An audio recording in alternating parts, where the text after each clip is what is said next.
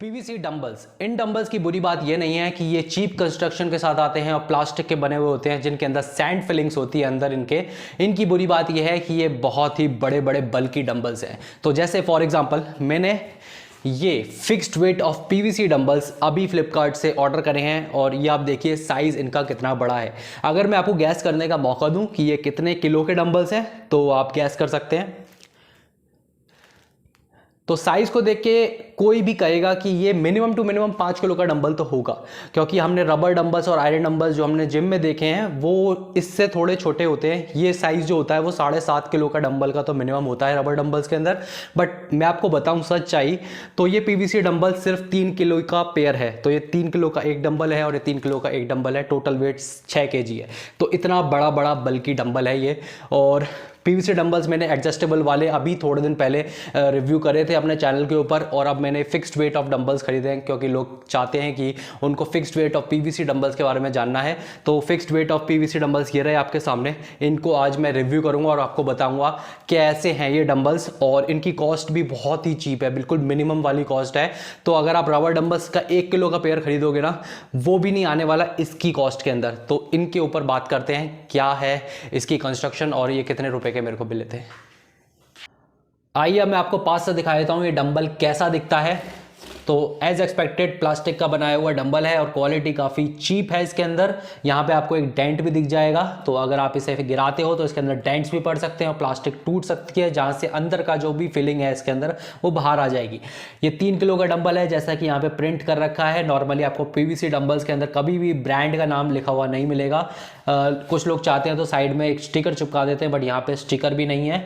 और यहाँ पे इसकी ओपनिंग है जहाँ से सैंड अंदर फिल करा गया होगा। इस तरफ भी आप देखेंगे यहाँ पर भी एक ओपनिंग दे रखी है दोनों तरफ से, और सिंगल पीस कंस्ट्रक्शन है। यहाँ पे अलग से कोई हैंडल नहीं लगाया हुआ है, ये एक ही पीस के अंदर अटैच्ड है।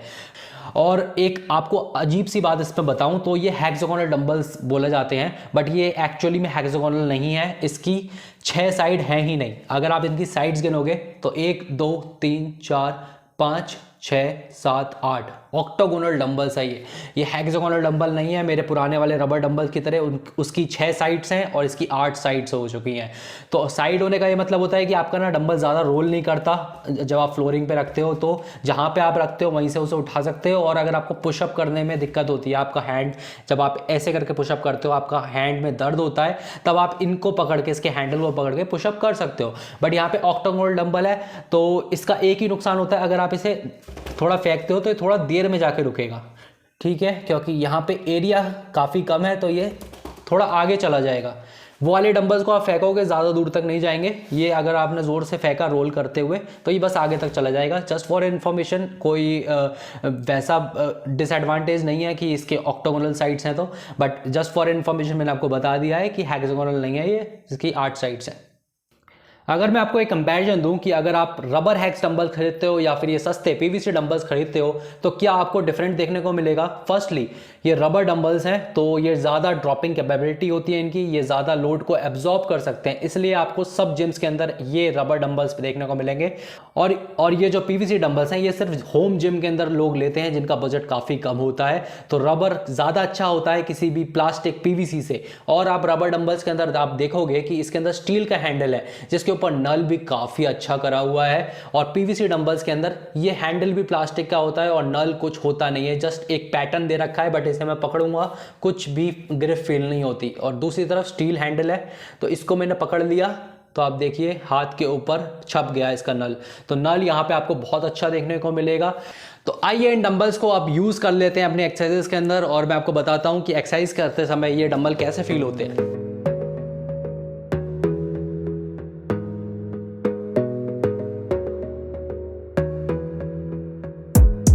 Gotta focus on yourself, on your faith, on your dreams, on your mind, on your health, yeah. You gotta work, never tell, keep your head down, find what you love and excel, yeah. Push and pull and repel any hate, go create what you want, feel compelled, yeah. And once you finally get a taste of the race, you'll never.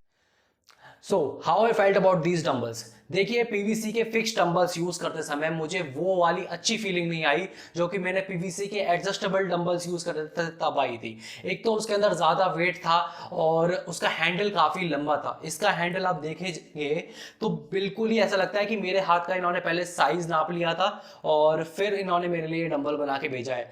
तो ये देखोगे आपके ऊपर से भी मेरा हाथ touch कर रहा है और नीचे से भी मेरा हाथ टच कर रहा है। देख रहे हो जस्ट खत्म हो गया पूरा हैंडल की लेंथ काफी छोटी है। अगर आप मैं इसे कंपेयर भी करूं मेरे बुलरॉक के हेक्स डंबल से तो हैंडल लेंथ आप ये देखिए कितनी अभी नीचे बच रहा है। तो मैं इसे बीच से भी पकड़ सकता हूँ, इस तरफ से भी पकड़ सकता हूँ और थोड़ा अपने हाथ के साथ फ्लेक्सिबिलिटी लाके इधर उधर से यूज कर सकता हूँ इस डंबल को। बट ये डंबल की हैंडल लेंथ काफी छोटी है और मुझे लगता है शायद मैं अगर 5 किलो का डंबल भी लेता तब भी हैंडल लेंथ इतनी ही देने वाले थे ये।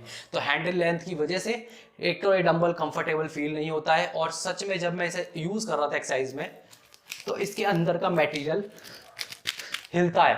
तो ऊपर लेके जाता हूं तो ऊपर हिलता है, नीचे लाता हूं तो फिर हिलता है। तो इसके अंदर थोड़ी बहुत एयर होगी जिसकी वजह से अंदर का मटेरियल इसका हिल रहा है। प्लास्टिक मेड है तो आप इससे ज़्यादा कुछ एक्सपेक्ट कर नहीं सकते। ये छोटी मोटी डिफेक्ट्स इस डंबल्स के साथ आपको देखने को मिलेंगे यही। बाकी कंस्ट्रक्शन के मामले में ऐसा नहीं लगता कि डंबल टूट जाएगा बीच वर्कआउट के अंदर या फिर इसका हैंडल जहाँ पे आप ज़्यादा फोर्स दे रहे हैं, ऐसे दबा रहे हैं अपने हाथों से तो प्लास्टिक पिचक रही हो, ऐसा कुछ नहीं होता इस डंबल के साथ। बाकी सही सॉलिड डंबल लगता है बट जस्ट इसके अंदर हैंडल लेंथ थोड़ा छोटा दे रखा है और जो इसके अंदर का मटेरियल है वो थोड़ा हिलता है। वो तो आपके किसी भी पीवीसी प्लेट के साथ भी यही सेम सीन है। तो इस वजह से मैं 2 चीजें पॉइंट आउट करना चाहूंगा आप लोगों के लिए। तो guys this is my take on PVC fixed weight dumbbells. I do not recommend कि आपको कभी भी पीवीसी मटेरियल के ऊपर इन्वेस्ट करना चाहिए। बट अगर आपके पास पैसों की कमी है, अगर आप एक कॉलेज गोइंग स्टूडेंट हैं, स्कूल गोइंग स्टूडेंट हैं, तब ऑब्वियसली आप इतना स्पेंड नहीं कर सकते, तब आप पीवीसी डंबल्स ले सकते हैं।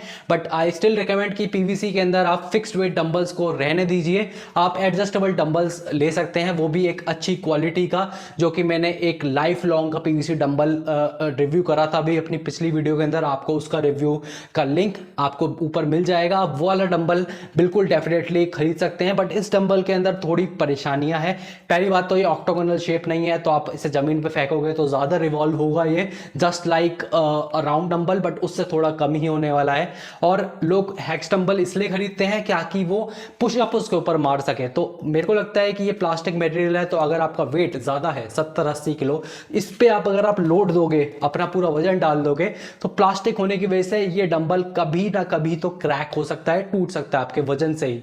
तो इसलिए आई ऑलवेज रिकमेंड कि अगर आप इन्वेस्ट कर सकते हैं तो आप एक रबर डंबल के ऊपर इन्वेस्ट कीजिए। But still if you don't have the money तो PVC dumbbell is your choice. So thank you for watching this video. I hope आपको पसंद आया हो ये रिव्यू छोटा सा। अगर आपके कोई क्वेश्चंस हो तो मेरे को कमेंट बॉक्स के अंदर लिख दीजिएगा, मैं आपका रिप्लाई कर दूंगा। Bye bye.